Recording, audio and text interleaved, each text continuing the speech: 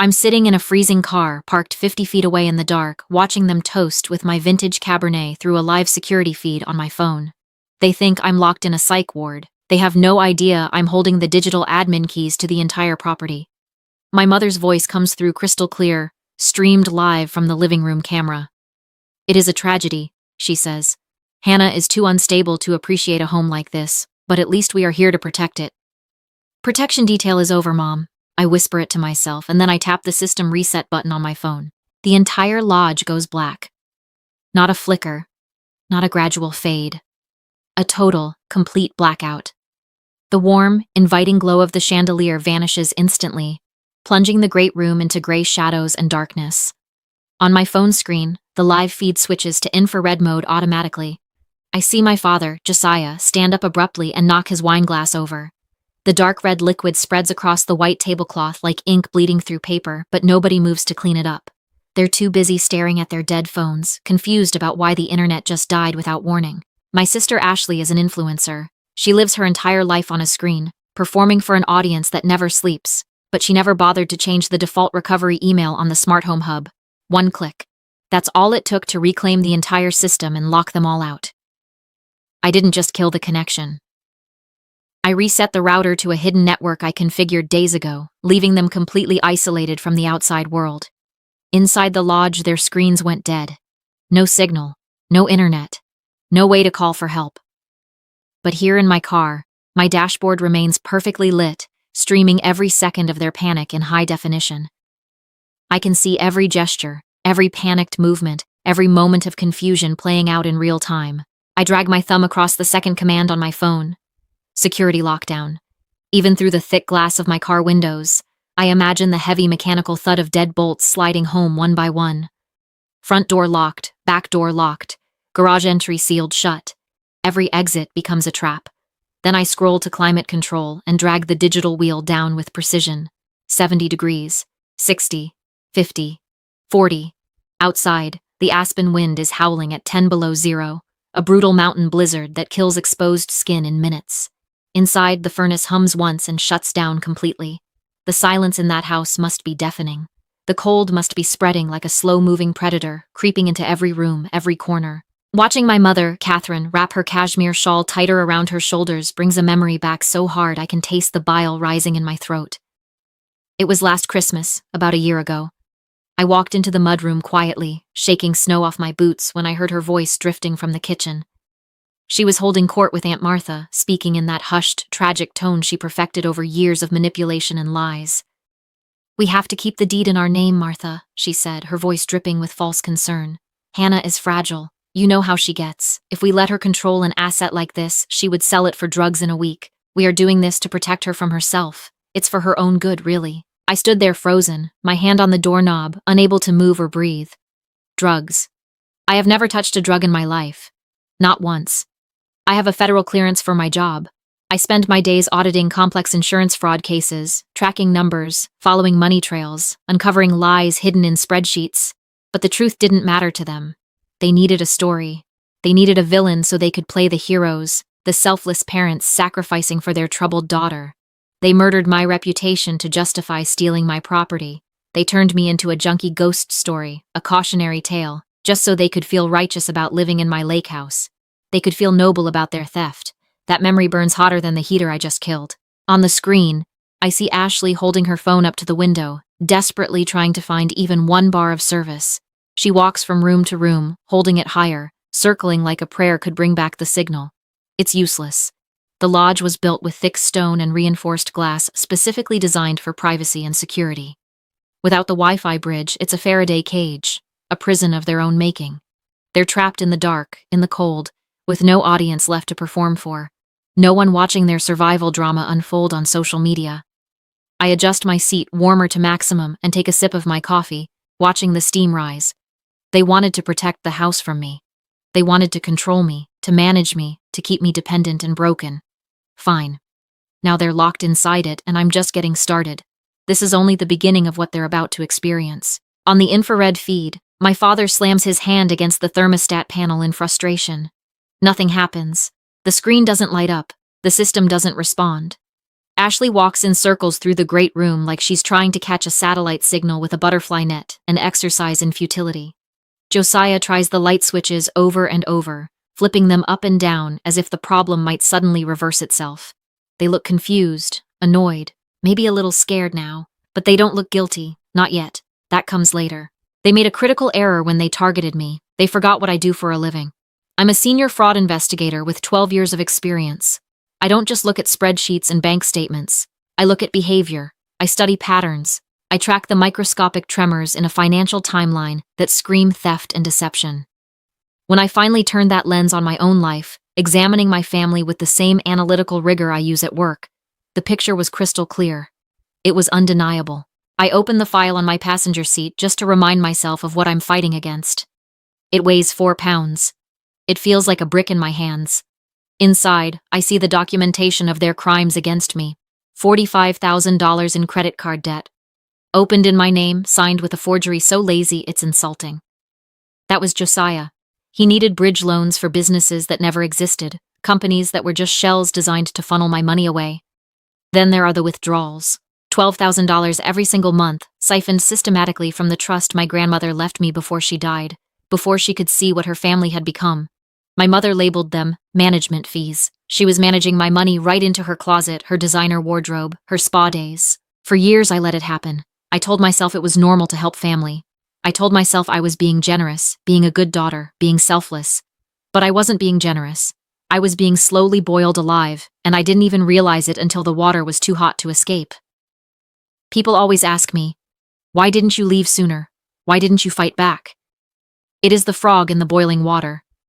You don't notice the heat rising gradually until your skin is already peeling. You adapt to each degree of pain because the change happens so slowly. For me, the water boiled 2 years ago on a rainy highway. I was driving home in the rain, exhausted from a double shift, my hands numb on the steering wheel. I hydroplaned on a stretch of wet asphalt. The car flipped. I woke up in the emergency room with a concussion and a shattered collarbone, my body strapped to a board, pain radiating through every nerve. The pain was blinding, white, and sharp, like electricity running through my bones. But the conversation with the billing nurse hurt worse than any physical injury. "I'm sorry, Hannah," she said, looking at her clipboard with genuine sadness in her eyes. "Your health insurance was canceled last month for non-payment. You have no coverage." I lay there strapped to a board trying to process it. Canceled? But I sent my parents the premium money every month. I never missed a transfer. I was religious about it, checking the account to make sure it went through. It wasn't until weeks later, when I finally got home and recovered enough to access my bank statements, that I found the trail. They had diverted the insurance money to a dealership deposit. Ashley wanted a new Range Rover for her brand image, for her Instagram aesthetic, and my safety was the down payment. My health insurance premium became her luxury car. But that wasn't the moment I broke. That moment came later. The moment I broke was 10 minutes later in that hospital bed, lying there in pain, alone with my thoughts. My phone buzzed on the plastic tray table next to me. I reached for it with my good arm, my vision swimming from painkillers, expecting a message from my mother asking if I was alive, if I needed anything, if she could bring me flowers.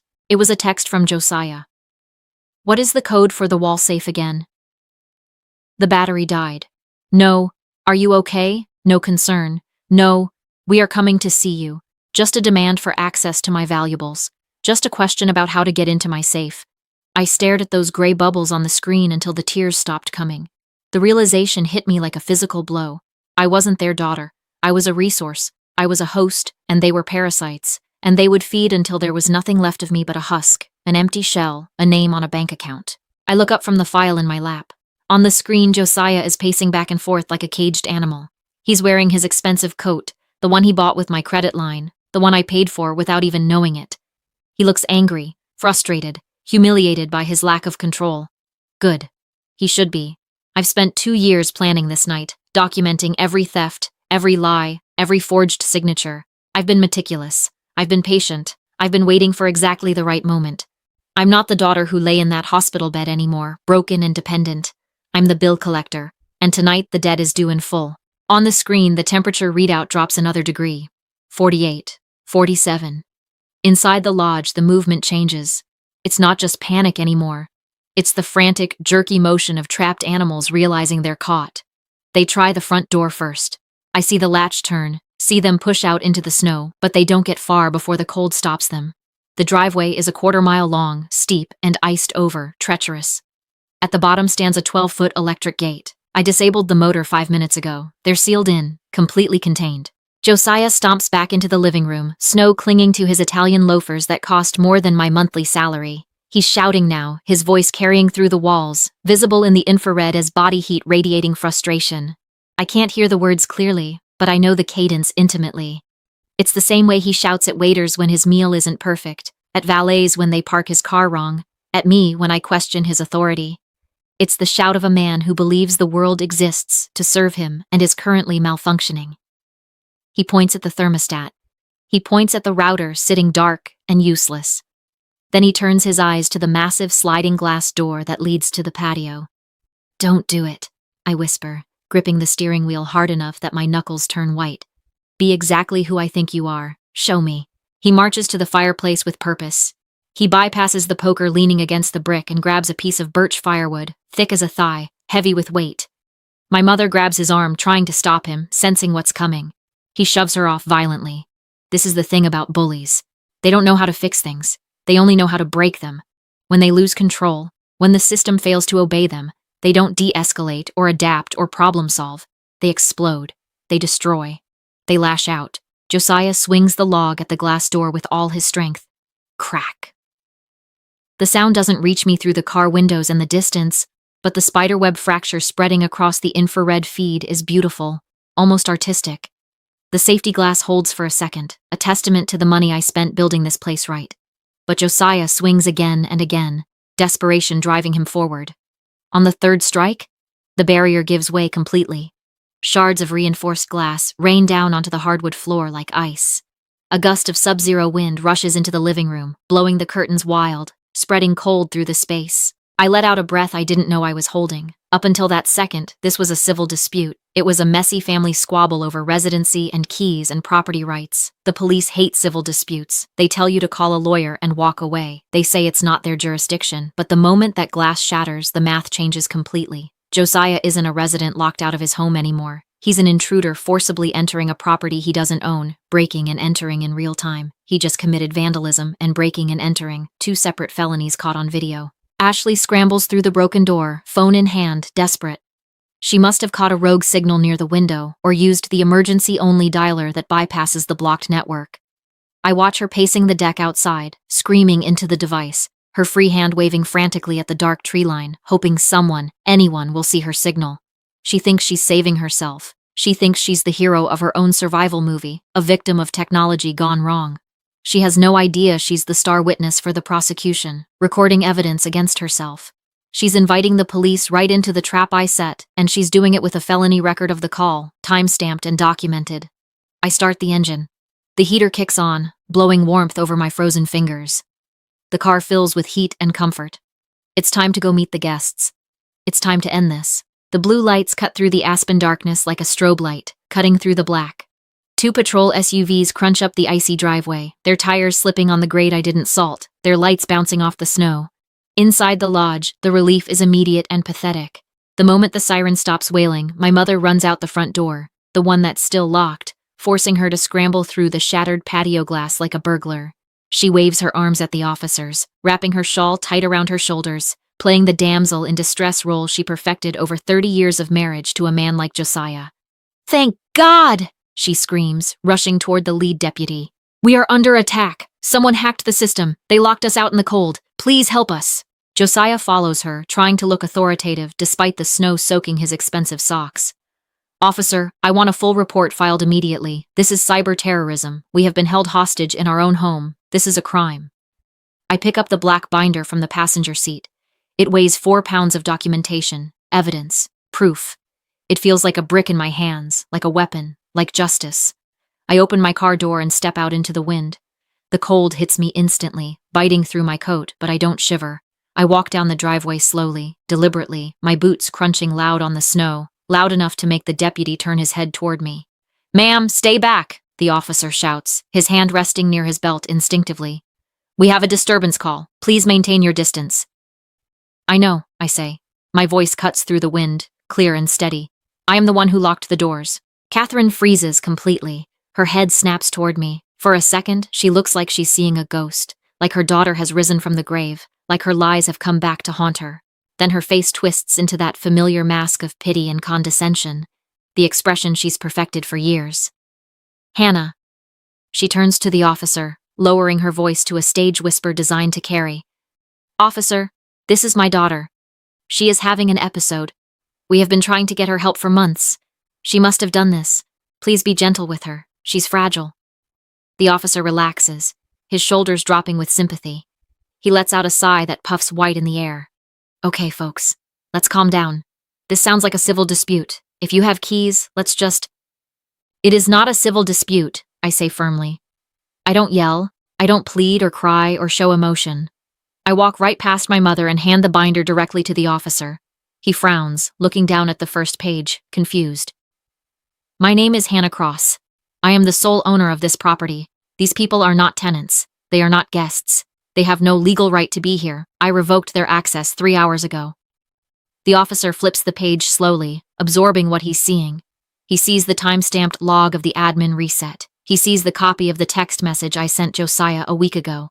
Clear, documented, dated. Do not enter my property again. Officer, look at the patio. I point to the jagged hole in the glass where the heat is escaping into the frozen night. That man just smashed a reinforced window to force entry into a home he does not own, a home he has no legal claim to. That isn't a family squabble. That is breaking and entering. That is vandalism of property worth millions. Josiah steps forward, his face purple with rage and desperation. Now listen here, I paid for this house. I put it in her name for tax purposes only. She is mentally unstable. She's dangerous. Tax purposes? The officer looks up from the binder, his expression changing completely. His eyes are different now. The boredom is gone, replaced by the cold calculation of law enforcement assessing a suspect, recognizing a story that doesn't add up. Sir, do you have any proof of ownership? A deed? A utility bill in your name? Any documentation? I have a lease, Josiah sputters, patting his pockets frantically, his composure cracking. We signed a lease 3 years ago. It's in my safe inside. I can show you. A lease? I repeat, my voice steady. I look at the officer. Ask him to show it to you.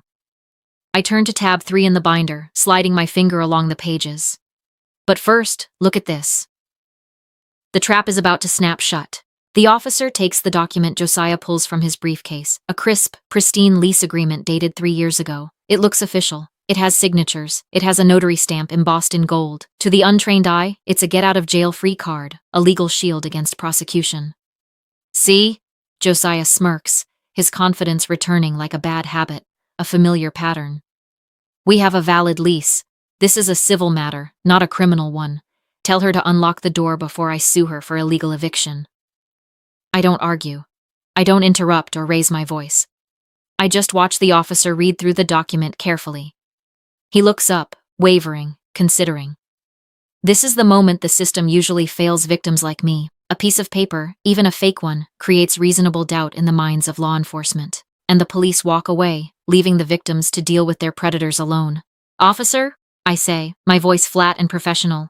Please look at the bottom right corner of that page. Do you see the faint yellow dots? They're barely visible to the naked eye. The officer squints, bringing the document closer to his face. What am I looking at exactly? Machine identification code, I say, my voice taking on the authority of someone who knows her subject intimately. Every color laser printer in the world leaves a microscopic tracking pattern on every document it prints. It's like a fingerprint for machines. It tells you the serial number of the printer and the exact time the document was created down to the minute. I open the binder to tab 3 and point to the forensic report I ordered overnight from a professional lab. That lease wasn't printed 3 years ago when you claim it was signed. The yellow dot metadata shows it was printed yesterday morning at 10:42 on the HP LaserJet in my father's home office, less than 24 hours ago. Josiah goes pale, his face draining of color. It's a reprint. We lost the original. We had to recreate it. A file created yesterday? I ask, my tone suggesting the absurdity of his explanation. And the ink is fresh, not yellowed or faded like a document would be after 3 years. If it's 3 years old, why didn't it exist until 24 hours ago? How can you lose an original document and recreate it with perfect precision, including a forged notary stamp? The officer's expression hardens noticeably. His entire demeanor shifts from sympathetic listener to suspicious investigator. Sir, he says, stepping closer to Josiah. Do you have any other proof of residency? Anything with your name on it? It's inside, Josiah shouts, desperation creeping into his voice. There's more proof inside. Just let me show you. I said there's more, I repeat calmly, turning to tab 4 in the binder with practiced precision. My sister Ashley claims she lives here as well, correct? I do, she screams from where she stands in the snow. Yes, I live here. While collecting state rental assistance, I say, handing over the documents to the officer. For 18 months, she claimed to be a low-income tenant paying rent to a landlord who doesn't exist. That's 18 months of fraudulent claims totaling $24,000 in taxpayer money. The officer compares the forms to the lease carefully, his brow furrowing as he understands the contradiction. I look directly at my father and say, you can't be a homeowner paying rent and a subsidized renter receiving assistance at the same time. It's a legal impossibility. So either the lease is fake, which we already proved it is, or your daughter committed wire fraud against the state. Which is it? There is no escape. The math is simple. The evidence is overwhelming. The officer speaks into his radio with a new authority in his voice. Dispatch, I need a supervisor at my location immediately. We have possible forgery and fraud. Multiple counts. He steps toward Josiah. Sir, put your hands behind your back. Josiah's face goes from red to white. The officer cuffs him with practiced efficiency, reading him his rights. Ashley doesn't cry. She watches, panicked, her mind racing through escape routes. Then she lunges for my coat, desperation overcoming judgment. She has drugs, she screams. Search her. She planted them on us. Search her pockets. The officer looks skeptical, but he searches me anyway, following protocol. He reaches into my coat pocket and pulls out a small bag of white powder. My family relaxes visibly. They think they've won. They think they've turned this around, that they can flip the script and make me the criminal. I pull out my phone calmly and open the video file. There's a camera in that planter over there, I say, pointing to the decorative pot on the patio. Here's the live feed on screen. Watch. On the video, recorded in high definition, Ashley reaches into her bra with deliberate precision, pulls out the bag, and stuffs it into my coat pocket while looking directly at the camera. Then she turns and screams. The officer watches it twice, his expression growing darker with each viewing. The evidence is undeniable, caught on video from multiple angles. You're under arrest, he says, snapping cuffs onto her wrists with authority. You just committed obstruction of justice and planting evidence. Catherine stands frozen as both her husband and daughter are led to separate patrol cars, their heads forced down, their dignity stripped away. I walk toward her, my voice calm and cold. Get off my driveway, now. The tow truck arrives next within the hour. Josiah's tags are expired, another violation on top of everything else. The Lexus is hauled away, its lights dark, leaving her stranded in the snow with nothing but her cashmere shawl and her broken story. I walk inside my lodge, board up the shattered door myself, pour myself a generous glass of the vintage Cabernet they were toasting with, and open the folder labeled Case 894. 3 years of evidence against my family. Documented, dated, organized by year and category. I drag it to the trash and watch it disappear. The house finally feels quiet, cold, clean, mine. I take a long sip of wine and breathe.